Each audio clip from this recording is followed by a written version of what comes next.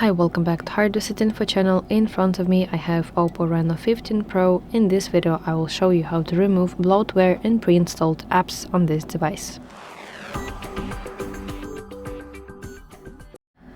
So on your phone, let's go to settings and let's scroll down to apps section and let's tap app management. So now go to any kind of application that you want to remove. Let's say it's AliExpress, and you will see here uninstall button. So tap it and tap OK to confirm.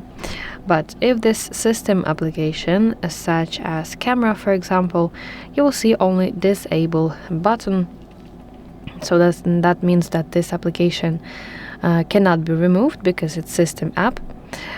So tap this disable button and confirm it by pressing disable app button once again.